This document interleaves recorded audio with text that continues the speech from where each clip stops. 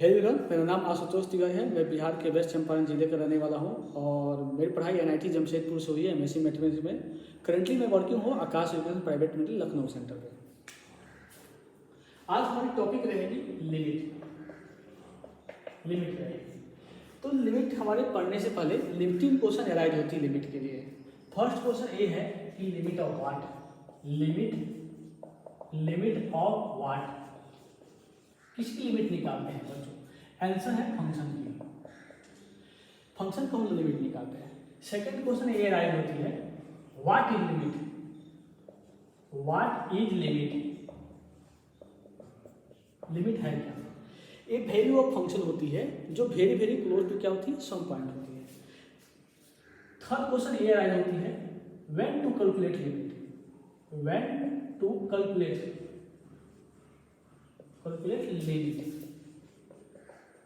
जब हमारा फंक्शन है 0/0 फॉर्म, इंटीग्रेट फॉर्म शो करता है तो हम लोग लिमिट कैलकुलेट करते हैं। जैसे कि इंटीग्रेट फॉर्म होती क्या है, 0/0 form, infinity form, 0 × infinity form, infinity minus infinity है, इसको अलजेब्रिक लिमिट बोलते हैं।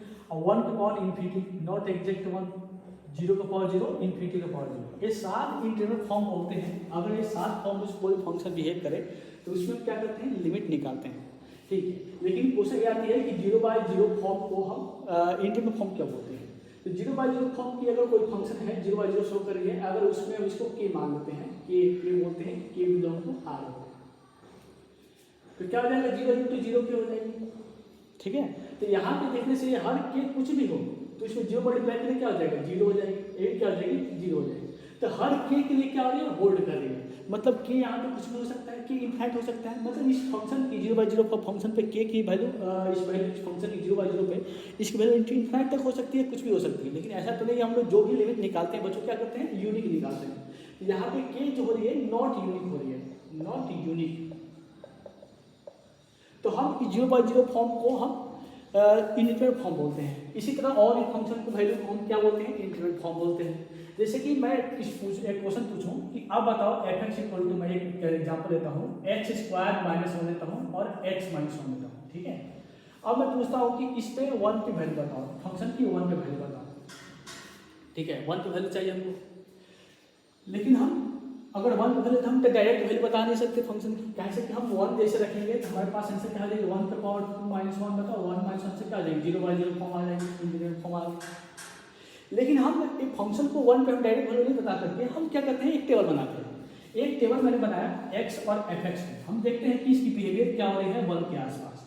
जैसे मैं 0.90 रखता हूँ और 0.95, 0.99 और 1.001 रखता हूँ और 1.01 रखता हूँ। ठीक है, ये इतनी वैल्यू रखते हैं फंक्शन में।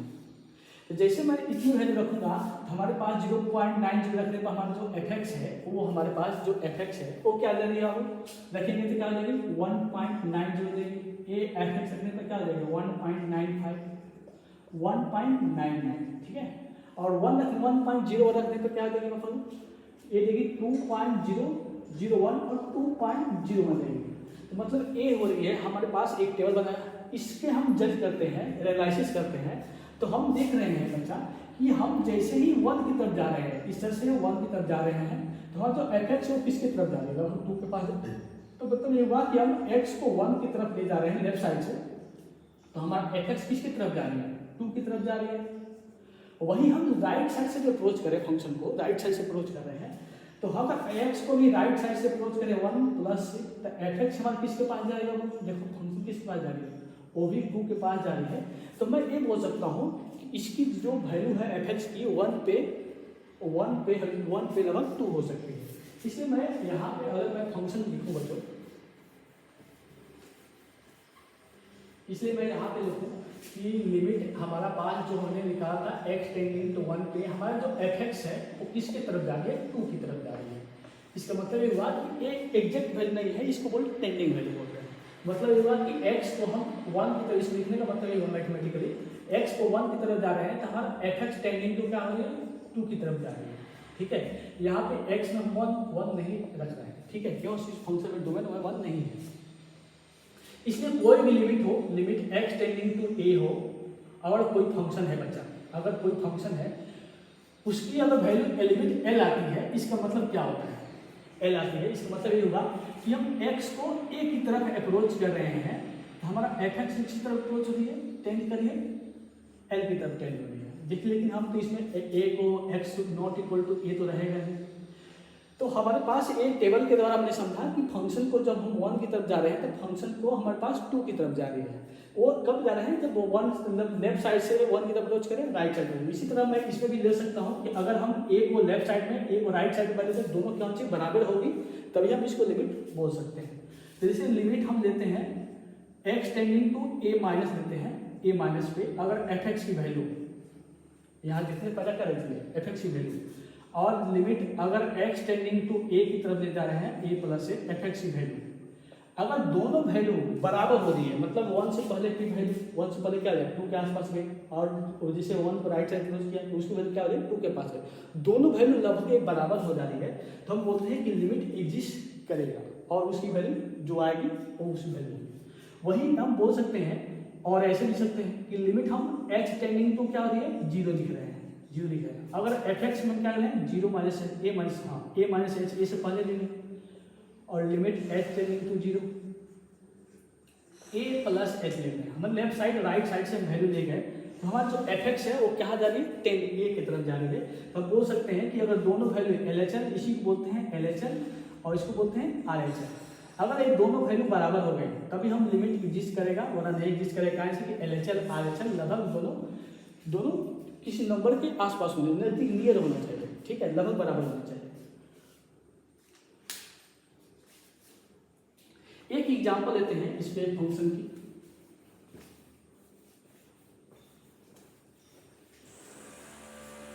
एक एग्जांपल लेते हैं, example f x equal to मैं लेता हूं limit x tending to 0 1 minus x plus mod x divide by lambda minus x plus greatest integral x। अगर इसकी वैल्यू l है तो कह रहा है फाइंड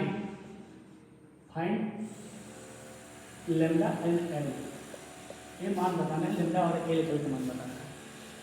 अब आती है कि यहाँ पे क्वेश्चन में देखा जाए तो मॉड है, अंदर भी मॉड है, ये ग्रेटेस्ट इंटीग्रल है, और इसकी लिमिट क्या है l है, ठीक है, इसकी लिमिट क्या है l है। तो अगर हम एक ग्रेटेस्ट इंटीग्रल क्वेश्चन हो, चाहे इसमें फ्रैक्शन पार्ट वाला क्वेश्चन, चाहे मॉड फंक्शन हो, तो हम क्या करते हैं एलएचएल आरएचएल की निकालते हैं, ठीक है। इसमें क्या होता है, ग्रेटेस्ट इंटीग्रल क्वेश्चन हो जाए, चाहे मॉड का क्वेश्चन हो जाए, सिग्नम फंक्शन का मॉड सिग्नम फंक्शन हो जाए, फ्रैक्शन पार्ट का फंक्शन हो जाए, और डिफाइंड फंक्शन का क्वेश्चन होती है, तो हम क्या करते हैं एलएचएल आरएचएल हम लगाते हैं। तो अगर मैं देखूँ इसमें भी मॉड है, ग्रेटेस्ट इंटीग्रल है, ठीक है, इसमें भी क्या है मॉड भी है, ग्रेटेस्ट इंटीग्रल, तो हम इसमें निकालते हैं किस पॉइंट पे निकालना है, 0 पे निकालना है, तो हम निकालते हैं LHL at x equal to 0 पे। मतलब ये हुआ कि लिमिट एच टेंडिंग टू क्या लेना पड़ेगा 0, और क्या लेना पड़ेगा 0 माइनस एच लेनी पड़ेगी, और लिमिट को हम लगाते हैं लिमिट एच टेंडिंग टू 0 लगाते हैं बच्चों। तो हम ये देख रहे हैं कि 0 माइनस एच किसमें पुट करनी है, फंक्शन में पुट करनी है, इसी को तो हम फंक्शन बोलते हैं। अब यही तुम्हारा फंक्शन हुआ। जब हम 0 बाई एक्स की जगह 0 माइनस एच रखेंगे, हमारा फंक्शन क्या हो जाएगा 1 माइनस एच हो जाएगा, फिर क्या हो जाएगा माइनस एच क्या हो जाएगा mod divide by lambda minus H plus greatest integral minus H हो जाएगा, ठीक है।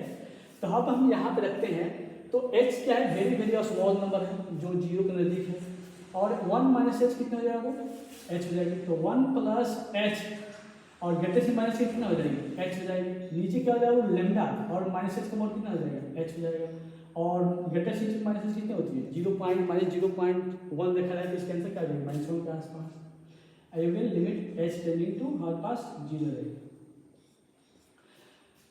अब जैसे ही एच को हम 0 की तरफ अप्रोच कर रहे हैं, हमारी जो लिमिट हो वैल्यू क्या हो जाएगी 1/, लेमडा माइनस 1 होगा। इसका मतलब ए एच हमारे पास क्या कितना आया 1/, लेमडा माइनस 1, ठीक है।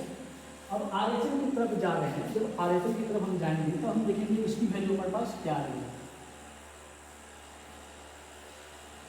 जब हम आर एच एल की तरफ जा रहे हैं, जब हम क्या कर रहे हैं आर एच एल निकाल रहे हैं, R H L at x equal to 0 की तरफ जा रहे हैं, मतलब ये हुआ कि लिमिट हमारा h tending to 0 at 0 plus h, ठीक है। जब हम लिमिट लगाते हैं यहाँ पे फंक्शन में क्या करना है आपको h टेंडिंग टू 0 रखना है और 0 प्लस h मतलब h ही रखना है फंक्शन में इसमें।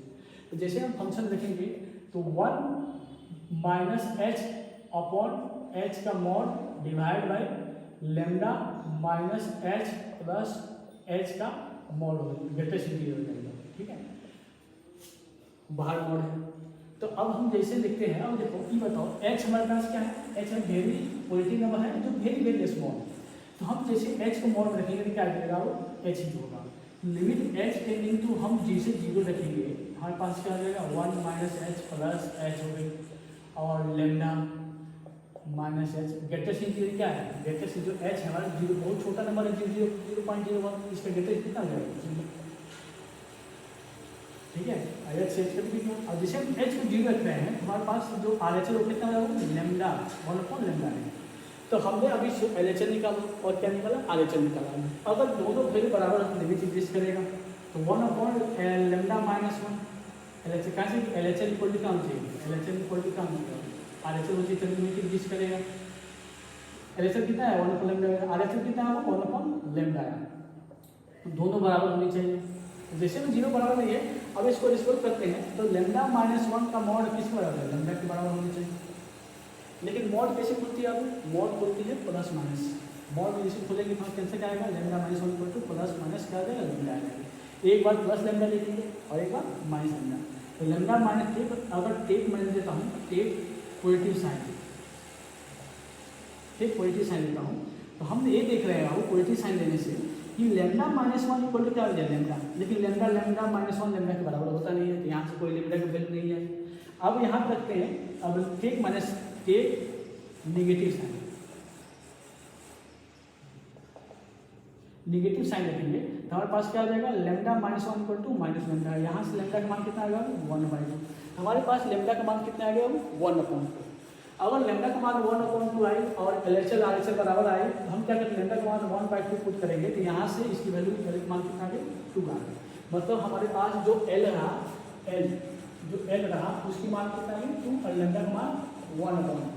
इस तरह हम बोल सकते हैं कि इसकी लिमिट क्या है 2 है और लेमडा का मान 1/2 है, इसकी लिमिट कितना है 2 है।